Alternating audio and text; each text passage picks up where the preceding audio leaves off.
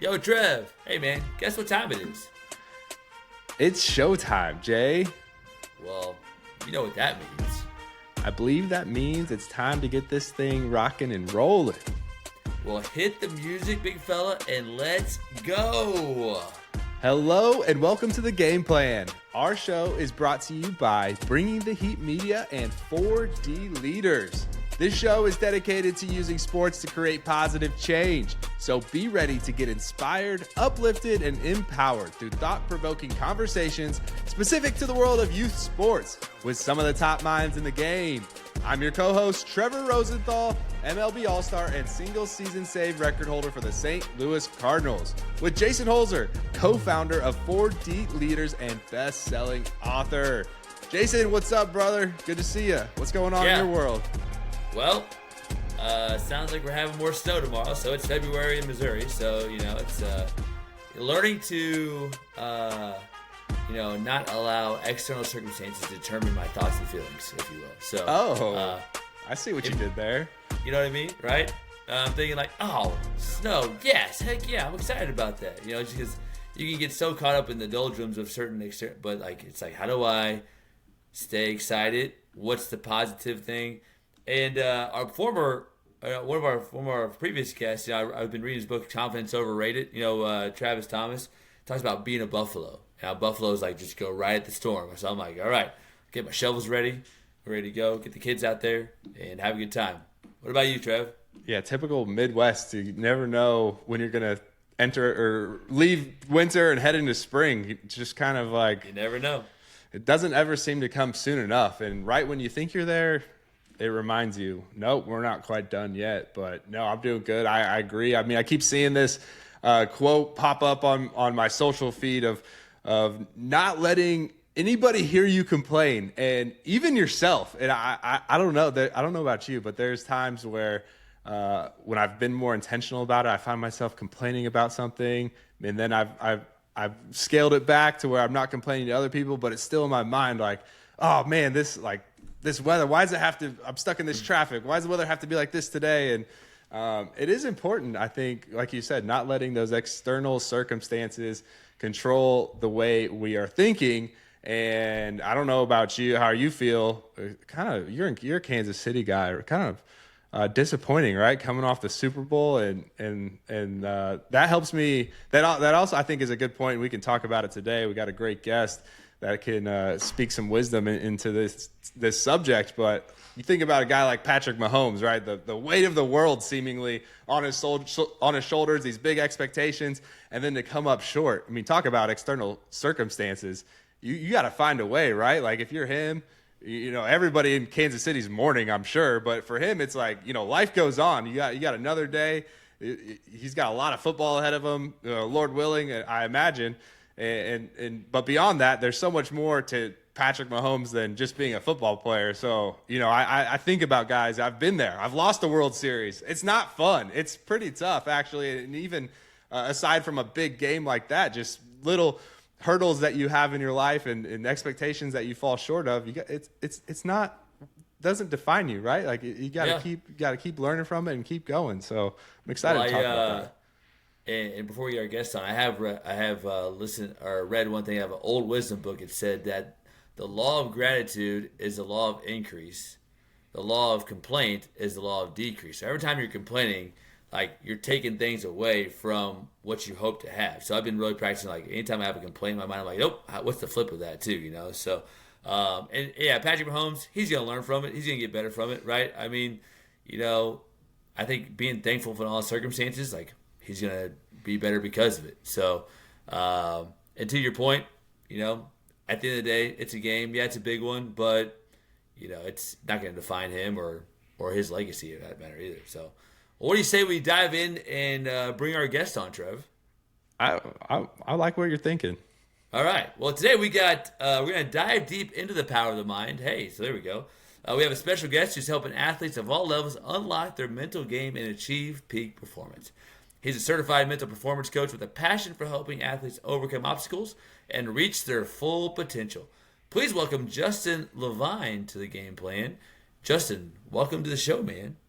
Thank you. I'm excited to be here. Excited to talk about the mental game a little bit. You're not Yeah. related to Zach Levine, are you? No relation. Okay, just checking. Or Adam. No relation to Adam either. Or oh yeah, there we go. Okay, Yeah. all right. Is it Levine or Levine? Levine. It's Levine. Ah, Levine. there we That's go. okay. Yeah. You're close. I like you, Jason. You committed. Levine. I was gonna go Levine, but you were full commit. We were close. Well, I tried to make him, get connected. Maybe they're long lost cousins, So I figured why not? So Adam Levine. I could go down a whole rabbit hole with Adam Levine. I've been getting into some old rock music lately, but yeah, Justin, thrilled to have you. We want to talk a little bit just to give our listeners some context of where you're coming from, where you're at, where you've been. But yeah, let's talk about your journey into becoming a mental performance coach. I know you have maybe touch on your accreditations and your certifications a little bit. You've really done a lot of work to get to where you are today. So you're a trusted, we have a lot of confidence in the source of information that you're going to bring. But then on top of that, I think you're going to bring a lot of wisdom because of the experience you've had so far in your life. But yeah, share a little bit about your personal experience.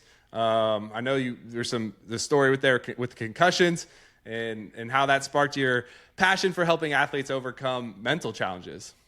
Yeah, for sure. So I grew up playing baseball. I always wanted to play baseball.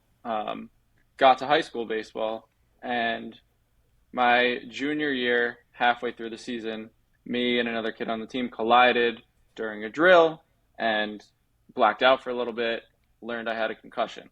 Didn't really know what it was because all I had heard about concussions in the past was from watching football. These guys get a concussion, they go on the 7-day concussion IR or whatever it is, and they're back the next week. So I'm like, okay, no big deal. I'll be back soon enough. Wasn't exactly the case. Tried to come back in 2 weeks, was having a catch with my throwing partner on the foul line, and the ball looked like it was knuckling towards me. I was like, okay, I'm not ready for this. So told my coach, like, don't think I'm ready to come back yet. Ended up shutting down for the rest of that season. Spent the summer and everything fine, just practicing, getting back in baseball shape. Came fall, I played volleyball as well in high school. One of the first couple of weeks of volleyball practice, took a spike to the back of the head and started feeling it again. Went to my coach, was like, gonna sit out. Went back to the neurologist that I had seen for the previous concussion, and he was like, yep, you have another one. And the fact that they're this close together is not good. It's pretty alarming. So he was like, basically like, my best recommendation is no more sports. And I was like, I don't want to do that. Nobody wants to hear that, obviously. But all I've ever wanted to do was play varsity baseball my senior year. Like, that's what I've been looking for the whole time. These are the kids I played Little League with. These are the kids I grew up playing. I knew at this point, college baseball, anything beyond wasn't going to happen because of these head injuries. But I was like, I just want to get to varsity baseball. How can I play one last season? So he introduced vestibular therapy to me, which was essentially physical therapy for concussion rehab. And it was a super lengthy process. I went 3 days a week for 6 months. And it was everything from relearning how to walk, essentially, to saying the alphabet and testing memory and all that sorts of thing. And finally, when it was over, I was able to just play that last season. I finished rehab 2 weeks before the season started and got cleared a week before. So kind of went into the season I hadn't taken swings or anything like that until a week before and just played, but I was able to play and it was great. So long story short with that is I understood what it was like to go through something like that and to have the difficulty of people not understanding. Most of my teachers were great, but I had one teacher that just didn't get it and was like, I don't know, why can't you do midterms? It's like, what do you mean? You can't read? Like, you can't take a test now? And it was like, yeah, I can't. Like, my doctor tells me, like, focus is not something I should be doing right now. Like, the extreme focus of sitting down, going through the test, the small font, page by page. He's like, that's going to be brutal for your head. And I just had a teacher that didn't get it. And it stuck with me as that, like, okay, now that I've been through it, I'm someone that gets it and I can help people that struggle. whether it's from injury rehab, which is where I came from and where it started, or from other obstacles that people face every day. And whether it be youth athletes or collegiate athletes, people need an outlet and someone to talk to. And I was happy to be that once I finally got to where I was. So I went to the University of Georgia, got my bachelor's in psychology, and right after that went to aim for my master's in sport, exercise, and performance psychology, as well as a master's in business administration at Barry University in Miami. While I was down there, I worked with their baseball team for 2.5 years as their sports psychology consultant.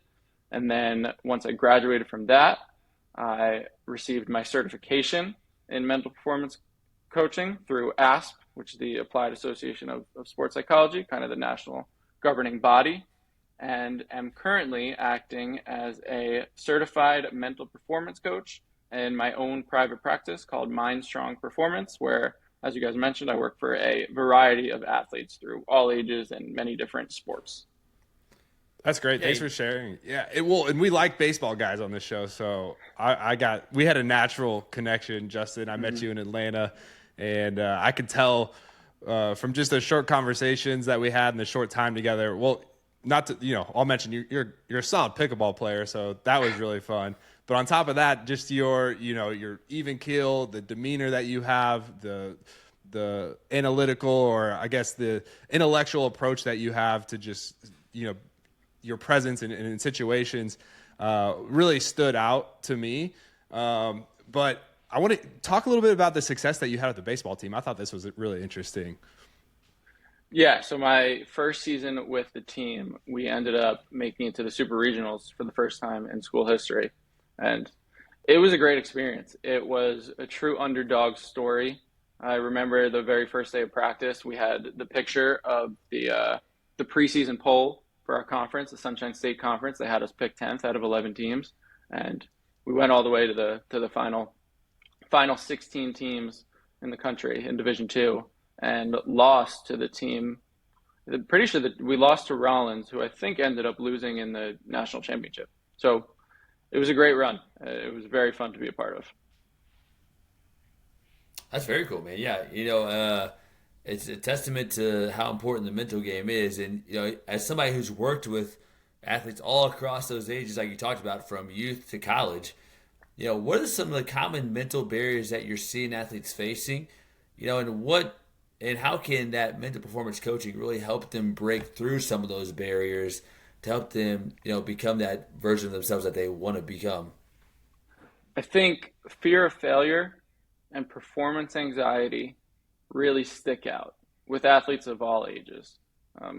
Whether it's a youth athlete not wanting to disappoint, their parents or their teammates, all the way up to a collegiate athlete who thinks this is their last chance, and every time they step up to the plate, they need to make an impression on a scout.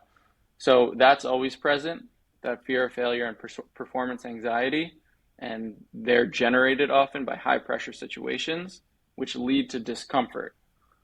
And I think this ties into your conversation with Travis Thomas a bit, with the confidence talk that you guys went into with him. Because I had a client, and one thing I love to do is reflection questions. So I have sort of a checklist of yes or no questions that you go through after the game to determine how you did, how you felt, all these things. And one question I always put in there was, did you feel confident today? And through my learning and my own personal development, I now side a lot more with the Travis Thomas method of confidence is overrated, so to speak. And we actually switched this reflection question from did you feel confident today to were you able to succeed in the presence of worries and doubts? Because that's what it's about.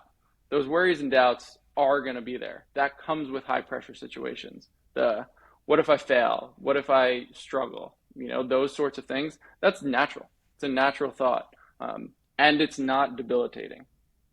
That's the big difference maker. I always thought growing up, fake it till you make it. That's something you hear a lot in sports psychology. I'm going to pretend to be confident so that I am confident.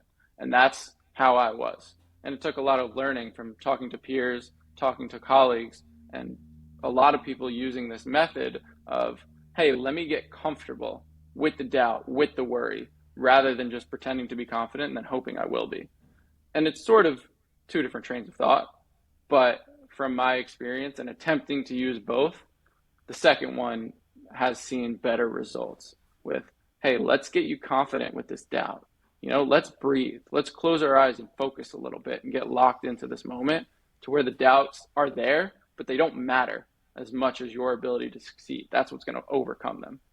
And Yeah. then, yeah, go ahead on that. But Oh, well, to your point, instead of something that I've tried to reframe on, instead of fake it till you make it, you face it till you make it, right? Because the more you yeah, face it, that's that courage piece. Like faking it's like, I'm confident, whatever, but facing it's like, oh, I acknowledge it, but I'm going to step into this knowing that when I do face it, that courage is going to help me through it.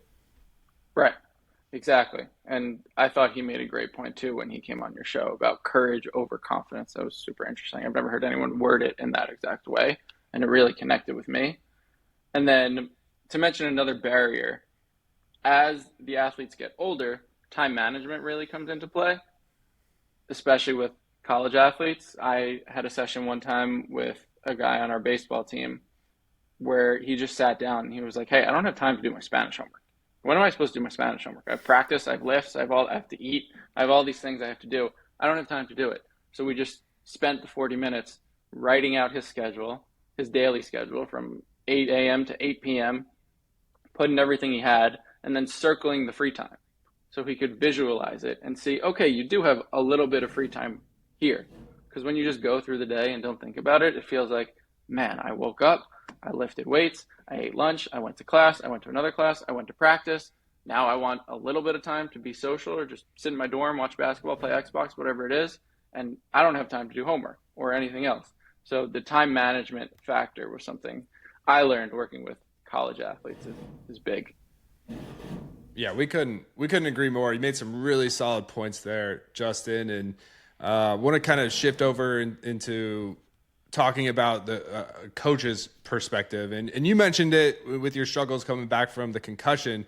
A lot of times, whether it's a teacher or a coach, some sort of, even parent for that matter, of some authoritarian figure who has a bar, has an expectation, and it's like, hey, you're not meeting the bar. Like this is where you need to be. You're not meeting it. But to your point, a lot of the time there's things that we can't see. There's things that are going on, and you said this, like you just can't see it. Nobody understands. Like you can see it when I'm in the weight room and I'm lifting weights and my muscles are starting to grow. But when you're doing vestibular therapy and you're exercising your mind and you're trying to get your mind back aligned just so you can sit and read, that's hard for people to understand. So I'm interested to hear you talk about what, like for parents and coaches, what are some points that they can take away to better understand, just to support the mental well-being of their young athletes?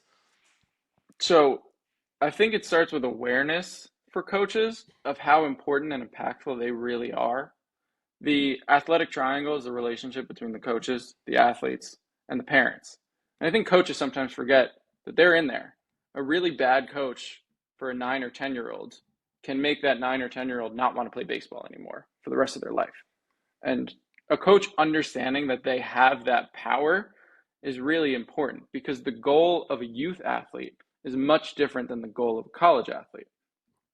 And this is according to, psychology textbooks and things of that nature. Like this is what I studied to take the certification test. And it was really interesting to me. The goal of youth athletes should be just to keep them playing. While the goal of collegiate athletes obviously is to play professionally and improve every day and all these different things.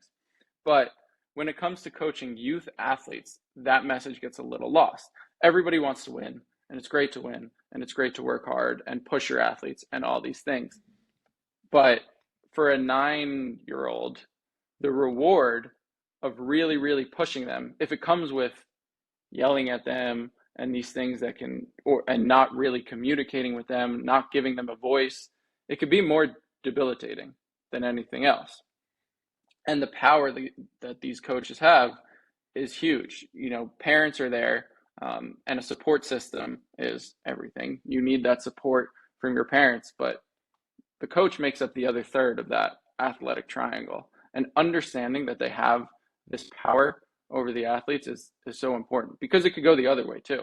If you're playing multiple sports at 7 years old, you play, and your parents love baseball, you always think, I'm going to play baseball, baseball, baseball, and then your soccer coach is the best guy ever, then yeah, maybe you want to play soccer when you grow older. Like the power works both ways, and I think the coaches can act with that in mind so that they can achieve what they want to achieve and help these athletes continue to play sports. That's a great point. I mean, I like that you said the power that we have over these youth athletes, even non-athletes, just youth in general. And I've had to learn this firsthand as a parent.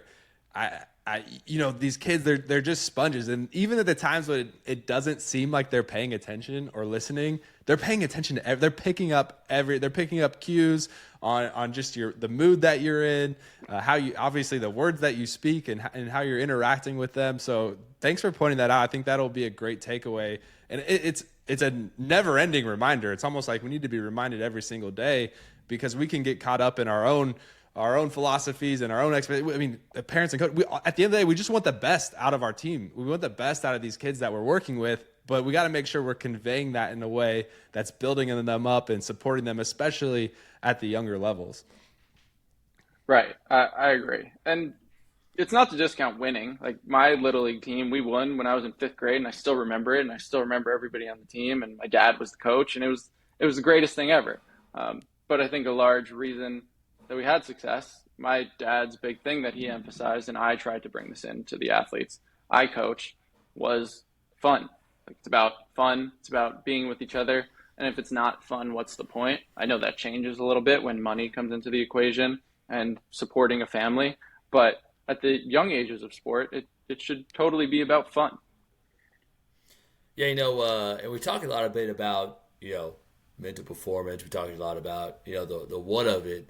I always like to dive into the nitty gritty of it. What are some of the most effective strategies or techniques that, maybe just give us one, like the power of just having one simple thing that you use to help athletes to develop that mental toughness, improve their focus, their overall performance.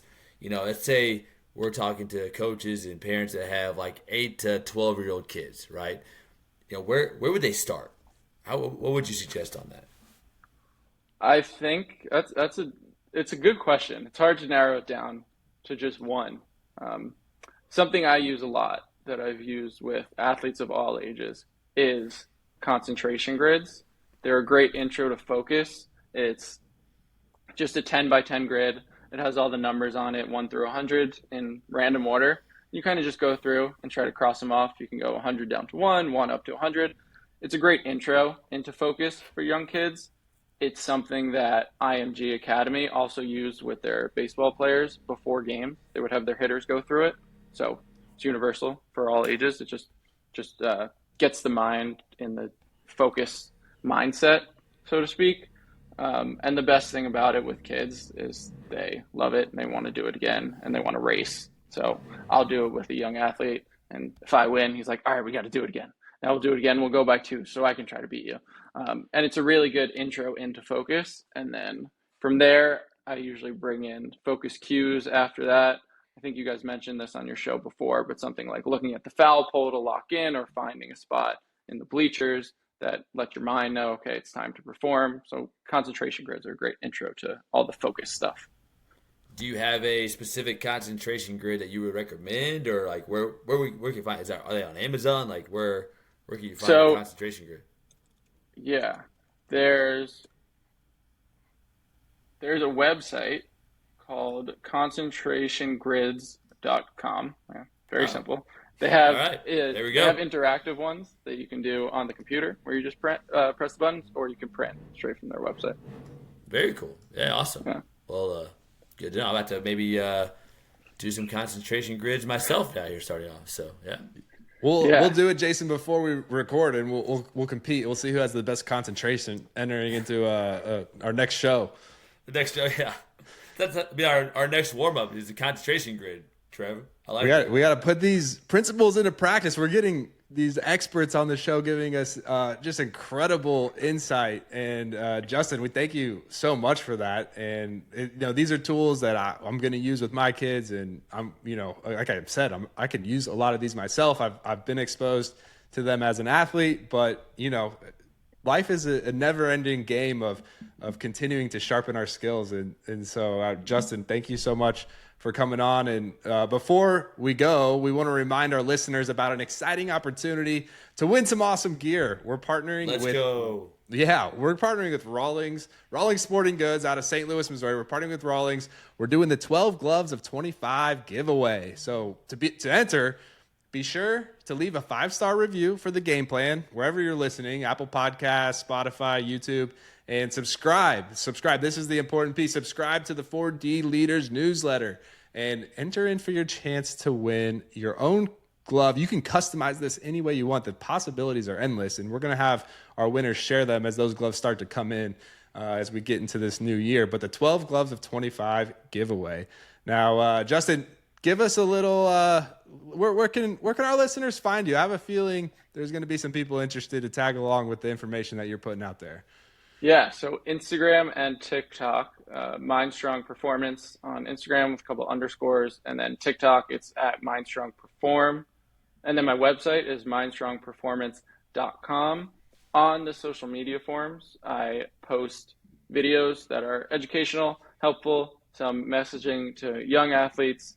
I'm starting a new series, hopefully coming up soon, about coaches and looking at the decision-making processes, specifically of NFL coaches and what impacts these high-pressure situations, because it's something we see every Sunday where, as fans, we're sitting on the couch yelling at the TV, why'd you do that? Why'd you go for it? Why didn't you kick?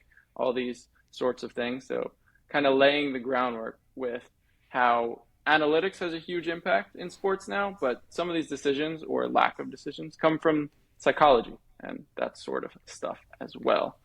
So yeah, that's where you can find me, and that's the type of content you can look for. All right. Well, Justin, thank you again for joining us. And Trevor, we've even made it even simpler to join the contest. All you got to do is subscribe to the newsletter.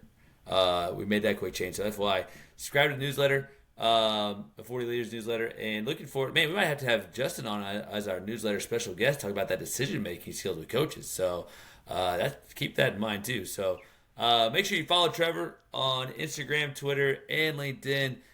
Share the show with a coach, parent, or athlete in youth sports. You just might be the reason why they get a new glove for baseball season coming up.